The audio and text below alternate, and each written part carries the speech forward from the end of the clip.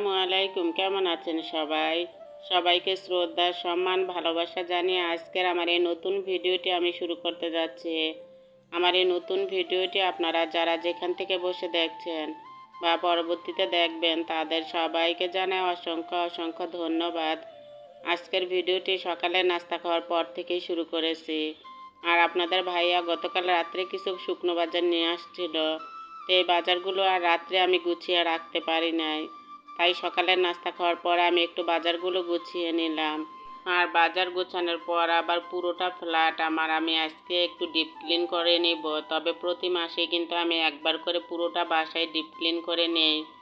আর রুমগুলোর উপরের দিকে কিন্তু অনেক বেশি ঝোলঝাড় পড়ে থাকে। এগুলো যদি একটু পরিষ্কার না করি তাহলে কিন্তু আর তেমন ভালো লাগে না। তা আমি বাজার গুছিয়ে তারপরে কিন্তু চলে আসলাম রুমগুলো একটু পরিষ্কার করতে। আমাদের রুমটাকে আমি এখন পরিষ্কার করে তারপরে কিন্তু ছেলেদের রুমটাকে আর ডাইনিং ড্রয়িং রুমগুলোকে পরিষ্কার করে নিব। আর রুমগুলোর উপরের দিকে পরিষ্কার করলে কিন্তু ময়লাগুলো নিচে পড়ে, তো নিচের সব ফার্নিচারগুলোও কিন্তু আবার পরিষ্কার করে নিতে হয়। তাই রুমের উপরের দিকটা পরিষ্কার করে তারপরে ঘরের সব কিছু পরিষ্কার করে একটু গুছিয়ে নেব। তো যাই হোক, ভিডিওটি এ পর্যায়ে এসে সে পুরনো কথাটি আবার সবাইকে মনে করিয়ে দিতে চাই। যদি আপনারা কেউ আমার ভিডিওতে ছোট্ট একটি লাইক দিতে ভুলে যান তাহলে প্লিজ ছোট্ট একটি লাইক দিয়ে আমার ভিডিওটি কন্টিনিউ করে নিতে পারেন। আপনাদের ছোট্ট একটি লাইক আপনাদের মতো আরও অনেকের কাছে আমার ভিডিওটি পৌঁছাতে সাহায্য করবে। আর যদি কেউ আজকে আমার এই ভিডিওটি প্রথমবারের মতো দেখে থাকেন আর দেখতে দেখতে যদি ভিডিওটির কোনো অংশ এতটুকু আপনাদের কাছে ভালো লেগে থাকে তাহলে আমার চ্যানেলের পাশে থেকে যেতে পারেন। পাশে থাকা বেল বাটন অপশনটা প্রেস করে নিতে পারেন।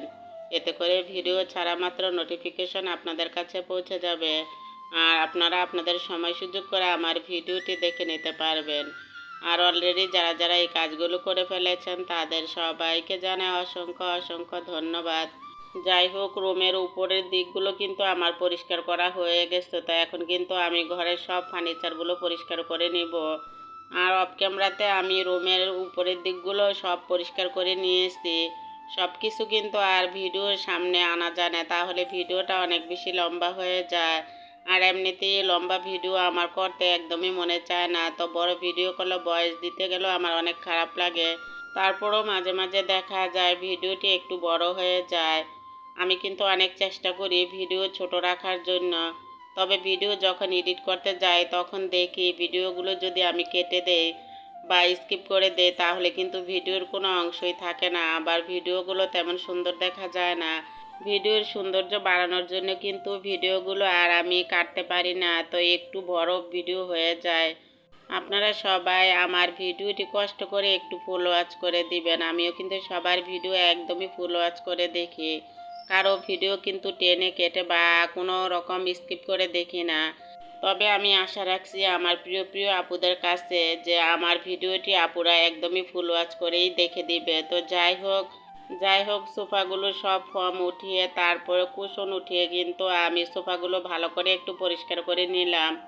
সোফাগুলো ভালো করে পরিষ্কার করে সোফাগুলো সামনের দিকে টেনে তারপরে পিছনের সাইড কিন্তু একটু ভালো করে ঝাড়ু দিয়ে নিলাম। যখনই আমি কাজ করি যদি আমার মনের মতো কাজ না হয় তাহলে কিন্তু আমার একদমই ভালো লাগে না।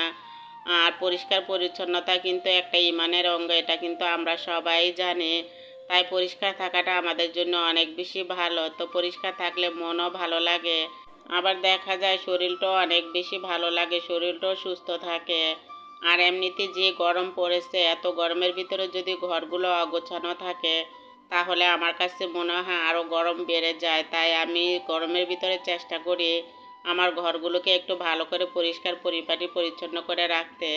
তো এখন কিন্তু আমি এই যে টি টেবিলটাকে ভালো করে একটু পরিষ্কার করে নিলাম।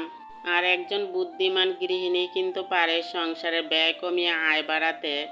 গৃহিণীদের কাছেই কিন্তু সব কিছু। তো গৃহিণীরা যদি পরিমাণ মতো সব কিছু করে বা পরিমাণ মতো সব রাখে তাহলেই কিন্তু একটি সংসারে আয় উন্নতি হয়।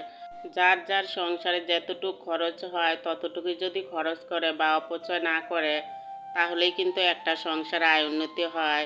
এদিকে রাহিনের স্কুল ছুটি হওয়ার পর আপনাদের ভাইয়া কিন্তু রাহিনকে স্কুল থেকে আনতে গিয়েছিল।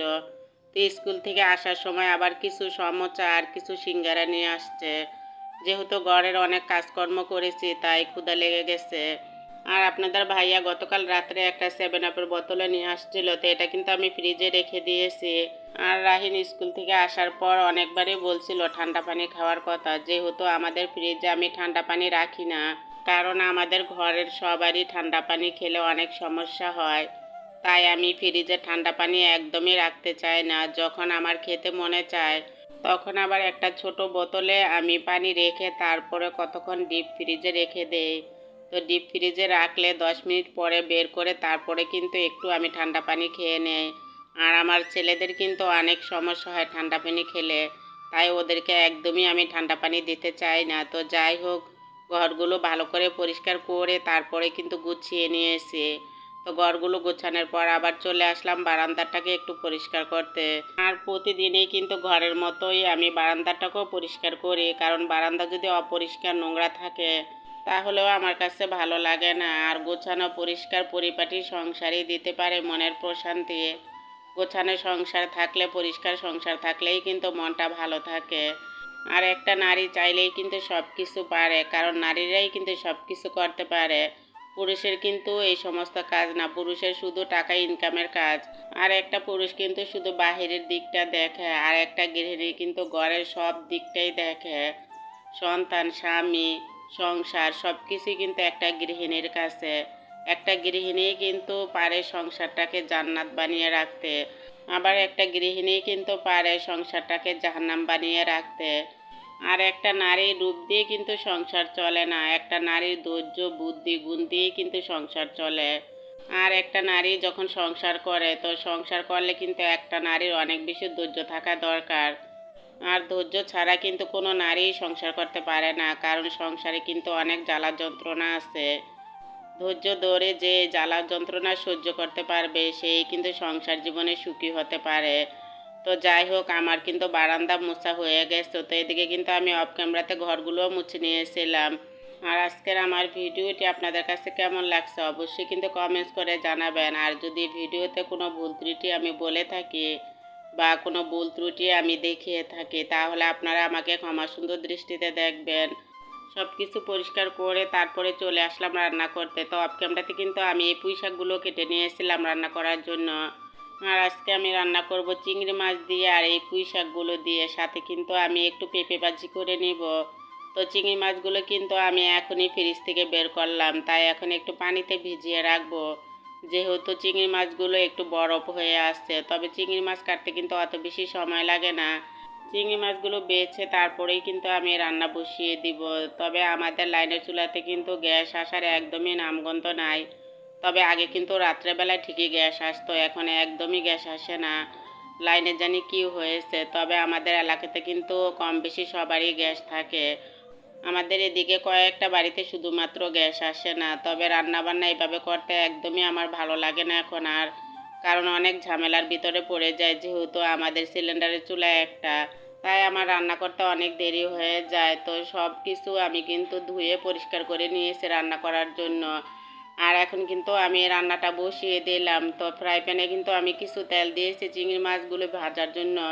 তো চিংড়ি মাছগুলো কিন্তু ভেজে তারপরে পুঁই শাক দিয়ে রান্না করে নিব। তবে শাক দিয়ে যে কোনো মাছ দিয়ে রান্না করলে খেতে আমার কাছে অনেক বেশি ভালো লাগে, আবার শাক ভাজি করলেও আমার কাছে ভালো লাগে। আর ভর্তা হলে তো আর কোনো কথাই নেই। তো এগুলো হলে কিন্তু আমি পেট ভরেই ভাত খেতে পারি। পোলাও, বিরিয়ানি এগুলো দেখলে কিন্তু আমার মোটা ভাত আগে খেতে ইচ্ছে করে। তো যাই হোক, মাছগুলো ভাজার পর কিন্তু আমি আরেকটা বাটিতে উঠিয়ে নিয়েছি। মশলা ভালো করে কষিয়ে তারপরে যে পুঁই শাকের ডাঁটগুলো ছিল আর সাথে কিন্তু আমি কয়েক পিস আলু দিয়েছি। তো এগুলো কিন্তু ভালো করে একটু কষিয়ে নিব। কষানোর পর তারপরে কিন্তু আমি পুঁই শাকের পাতাগুলো দিব। আলু আর পুঁই শাকের ডাঁটের সাথে যদি আমি পুঁই শাকের পাতাগুলো দিতাম তাহলে কিন্তু পুঁই শাকের পাতাগুলো একটু লালচে লালচে হয়ে যেত। তবে শাকের তরকারি কিন্তু একটু সবুজ থাকলে আমার কাছে খেতে খুব ভালো লাগে। আর যখনই আমি পুঁই শাক দিয়ে কোনো মাছ দিয়ে রান্না করি তখন কিন্তু আমি পুঁই শাকের পাতাগুলো পরেই দিই, যাতে পুঁই শাকের পাতাগুলো একটু সবুজ সবুজ থাকে। তো এখন কিন্তু আমি যে ভেজে রাখা চিংড়ি মাছগুলো দিয়ে দিলাম। তো পুঁই শাকগুলো কিন্তু একদমই সবুজ সবুজ রয়েছে। তবে পুঁই শাকগুলো কিন্তু একদমই সবুজ সবুজ রয়েছে, লালচে লালচে কিন্তু পুঁই শাকগুলো হয় নাই। তরকারিতে পুঁই শাকের পাতাগুলো দেওয়ার পর কিন্তু আর আমি কড়াইতে ঢাকনা দিই না। যদি ঢাকনা দিতাম তাহলে কিন্তু পুঁই শাকের পাতাগুলো একটু লাল লাল হয়ে যেত।